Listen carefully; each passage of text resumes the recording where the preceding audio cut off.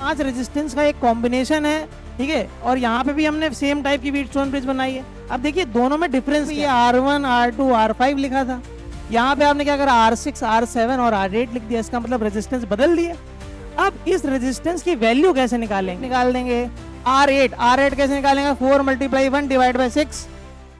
Hello बच्चों, क्या हालचाल। आज हम लोग पढ़ने वाले हैं अनबैलेंस व्हीटस्टोन ब्रिज के क्वेश्चन को कैसे सॉल्व करते हैं और बहुत जल्दी कैसे सॉल्व करते हैं, ये आज हम लोगों को सीखना है। सबसे पहले व्हीटस्टोन ब्रिज की बात करते हैं। कुछ इस प्रकार की आप लोगों ने देखी होगी व्हीटस्टोन ब्रिज, और भी टाइप की देखी होगी, लेकिन यहाँ पे हम लोग ऐसे टाइप की बना दी है, ठीक है। तो यहाँ पे देखिए 5 रेजिस्टेंस का एक कॉम्बिनेशन है, ठीक है। और यहाँ पे भी हमने सेम टाइप की व्हीटस्टोन ब्रिज बनाई है। अब देखिए दोनों में डिफरेंस क्या है, ये बैलेंस्ड है और ये अनबैलेंस्ड है। बैलेंस्ड और अनबैलेंस्ड व्हीटस्टोन ब्रिज कैसे पहचानेंगे, पहले तो उसकी बात करते हैं। यहाँ देखिए, अगर आपको ये चेक करना है कि ये व्हीटस्टोन ब्रिज बैलेंस है कि नहीं, तो उसके लिए आप क्या करोगे, इस वाले रेजिस्टेंस को इस वाले से मल्टीप्लाई करो, R1 को R4 से, R2 को R3 से। अगर ये दोनों बराबर आ जाते हैं तो हम लोग कहते हैं कि ये व्हीटस्टोन ब्रिज बैलेंस्ड है। अगर ये मल्टीप्लाई करने पे बराबर नहीं आते हैं, तब हम लोग कहते हैं कि ये अनबैलेंस्ड व्हीटस्टोन ब्रिज है। अब बैलेंस और अनबैलेंस से फायदा और नुकसान क्या है? अब देखिए, अगर वो बैलेंस व्हीटस्टोन ब्रिज है तो उसका इक्विवेलेंट रेजिस्टेंस निकालना बाएं हाथ का खेल है। क्यों? क्योंकि जब ब्रिज बैलेंस होती है उस केस में हम लोग क्या कर सकते हैं, इस R5 वाले को हटा सकते हैं, क्योंकि इसके अक्रॉस जो पोटेंशियल डिफरेंस होता है वो 0 होता है। अगर हम लोग इसको हटा दे तो क्वेश्चन तो कुछ बचा ही नहीं, क्योंकि क्या होगा, अगर हमको AB के अक्रॉस इक्विवेलेंट रेजिस्टेंस निकालना है तो क्या होगा, अगर ये हट गया तो क्या हो गया, R1 और R3 सीरीज में हो गए, R2 और R4 सीरीज में हो गए। सीरीज कॉम्बिनेशन तो आसानी से निकाल लेंगे। उसके बाद क्या करेंगे, ये दोनों का जो कॉम्बिनेशन है और इन दोनों का जो कॉम्बिनेशन है ये आपस में पैरेलल में, ठीक है। तो सीरीज पैरेलल कॉम्बिनेशन सॉल्व करना बहुत आसान है, आप बहुत आसान तरीके से इसको सॉल्व कर सकते हैं। लेकिन बात कहां फंसती है, जब अनबैलेंस व्हीटस्टोन ब्रिज आ जाती है, जब इनका मल्टीप्लिकेशन बराबर नहीं है, तब हम लोग कहते हैं कि ये अनबैलेंस व्हीटस्टोन ब्रिज है।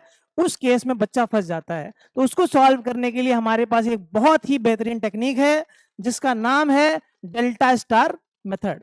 अब डेल्टा स्टार मेथड का क्या मतलब है, यहाँ पे क्या होता है कि जैसे कि आप लोग व्हीटस्टोन ब्रिज में देख रहे हो, यहाँ पे देखिए कि शेप दिख रहा है आपको ऐसा, ये डेल्टा टाइप का शेप है ना, जैसे डेल्टा हम लोग बनाते हैं उसी टाइप का। देखो ये आधा शेप उसी टाइप का लग रहा है और ये आधा शेप उसी टाइप का लग रहा है, ठीक है। तो हम लोग क्या करते हैं, इस डेल्टा को स्टार के शेप में कन्वर्ट कर देते हैं। यहाँ पे स्टार कैसा बनेगा, ट्विंकल ट्विंकल लिटिल स्टार वाला स्टार नहीं, यहाँ पे कौन सा स्टार, यहाँ पे ऐसा कुछ स्टार बनता है। मतलब ये जो हमने डी वाला टाइप का जो शेप था, डेल्टा टाइप का जो शेप था, उसको हमने ऐसा शेप बना दिया है, ठीक है। इससे हम लोग क्या कहेंगे, स्टार कहेंगे। और इससे हम लोग क्वेश्चन को बहुत आसान तरीके से सॉल्व कर सकते हैं, क्योंकि देखिए यहाँ पे क्या होगा, अगर ये अनबैलेंस है, यहाँ पे सीरीज पैरेलल देखना नामुमकिन है ना। आपके लिए सीरीज पैरेलल देखना बहुत मुश्किल है, नामुमकिन है, ठीक है। तो हम लोग सीरीज पैरेलल नहीं बता पाएंगे, तो उसके लिए क्या करते हैं, ऐसे कॉम्बिनेशन में बना लेते हैं, इसको ऐसा बना लेते हैं। जब ऐसा बना लोगे तो आपको देखो साफ साफ दिख रहा है ना, देखो ये दोनों सीरीज में, ये दोनों सीरीज में, इन दोनों का कॉम्बिनेशन पैरेलल में, फिर ये सीरीज में, बहुत आसानी से सॉल्व हो जाएगा। लेकिन अब बात कहां फंसेगी, यहाँ पे आप कहेंगे सर कि यहाँ पे ये R1 R2 R5 लिखा था, यहाँ पे आपने क्या करा, R6 R7 और R8 लिख दिया। इसका मतलब रेजिस्टेंस बदल दिए। अब इस रेजिस्टेंस की वैल्यू कैसे निकालेंगे, तो वो भी सीखते हैं। देखिए, अगर आप लोगों को R6 निकालना है, ठीक है, अगर आप लोगों को क्या निकालना है, R6 निकालना है, तो कैसे निकाल सकते हैं। देखिए, ये जो R6 है, ठीक है, तो इसको अगर हम लोग यहां बना लें, ये R6 ऐसा कुछ बनाया हमने R6, ठीक है, और R7 को ऐसे बना लेते हैं, ये R7, और R8 को हम लोग ऐसे बना लेते हैं R8, ठीक है। अब देखिए, अगर R6 निकालना है तो कैसे निकाल सकते हैं, R6 के अगल बगल वाले कौन से रेजिस्टेंस है, R1 और R2। तो क्या करो, R1 और R2 को क्या करो, आपस में मल्टीप्लाई करो, और क्या करो, R1 R2 और R5 को जोड़ दो, नीचे R1 R2 और R5 को जोड़ दो, ये आ जाएगा R6। बहुत आसान है, ठीक है, याद करना भी बहुत आसान है इसको। इसी प्रकार से अगर हमको R7 निकालना है तो कैसे निकालेंगे, देखिए R7 निकालने के लिए R1 और R5 को मल्टीप्लाई कर दो, उनके अगल बगल वाले रेजिस्टेंस, ठीक है, और नीचे तो सेम ही रहेगा R1 plus R2 plus R5।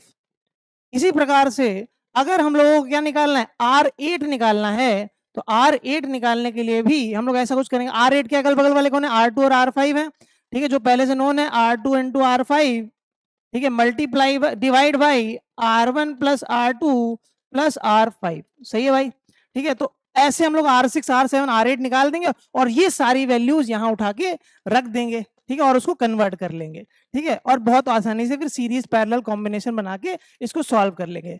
चलिए देखते हैं इसका एक क्वेश्चन, क्योंकि हो सकता है कि एप्लीकेशन आपको करने में थोड़ी सी दिक्कत हो, तो उसके लिए एक क्वेश्चन भी हम लोग ले लेते हैं, ठीक है। यहाँ पे देखिए, यहाँ पे आपको एक व्हीटस्टोन ब्रिज दिख रही है। यहाँ पे सबसे पहले आप चेक करिए कि क्या ये बैलेंस्ड है, क्या ये अनबैलेंस्ड है। तो बैलेंस अनबैलेंस कैसे चेक करते हैं? इसको इससे मल्टीप्लाई करो, क्या होगा? 1 मल्टीप्लाई बाई 3, और 4 को 2 से मल्टीप्लाई करो, 4 मल्टीप्लाई बाई 2। क्या ये दोनों बराबर आएंगे? नहीं आएंगे, नहीं आएंगे ना, बराबर नहीं आएंगे। तो यहाँ पे क्या हो गया? ये कैसी ब्रिज हो गई? ये हो गई unbalanced, unbalanced Wheatstone bridge, Wheatstone bridge. इसका मतलब क्या है? इसका मतलब हमें इसके डेल्टा को स्टार में कन्वर्ट करना पड़ेगा, है ना। इसके डेल्टा को क्या करना पड़ेगा? स्टार में कन्वर्ट करना पड़ेगा। करिए, चलिए। अगर हम लोग डेल्टा को स्टार में कन्वर्ट करें, ठीक है, तो क्या हो जाएगा? एक ऐसे बना दिया हमने R, इसको नाम दे देते हैं हम लोग कुछ R6, ठीक है, और इसको नाम दे देते हैं R7, और इसको नाम दे देते हैं R8, ठीक है। और ये जो रेजिस्टेंस पहले से लगे हैं वो कौन से लगे हैं? 2 ओम वाला लगा है और 3 ओम वाला लगा है, ठीक है। और यहाँ पे हमारा पॉइंट बी है और यहाँ पे हमारा पॉइंट ए है। तो R6 की वैल्यू बताइए कैसे लिखेंगे? क्या लिखेंगे? R6 R6 R6 ऐसे बनाया हमने, ऐसे बनाया ना R6, ये R7 और ये R8, ठीक है, R6 R7 R8। तो R6 की वैल्यू कैसे लिखेंगे बताइए? 4 मल्टीप्लाई बाई 1 कितना हो गया? 4 multiply by 1 divide by 1 plus 4 plus 1, ठीक है, 1 प्लस 4 प्लस 1 कितना हो जाएगा? 6 हो जाएगा क्या? ठीक है, तो ये हो जाएगा हमारा 4/6, सही है, 4/6 कह लो या फिर 2/3 ओम कह लो, ठीक है। इसी प्रकार से अगर R7 निकालना है, R7 कैसे निकालेंगे? R7 1 मल्टीप्लाई बाई 1, ठीक है, 1 मल्टीप्लाई बाई 1 डिवाइड में 1 प्लस 4 प्लस 1 मतलब 6। इसका मतलब कितना आ गया? ये हमारा आ गया 1/6 ओम, ठीक है। इसी प्रकार से क्या निकाल देंगे? R8 निकाल देंगे। R8 कैसे निकालेंगे? 4 multiply 1 divide by 6, 4 multiply 1 divide by 6। इसका मतलब ये भी क्या आ जाएगा? 2/3 ओम आ गया।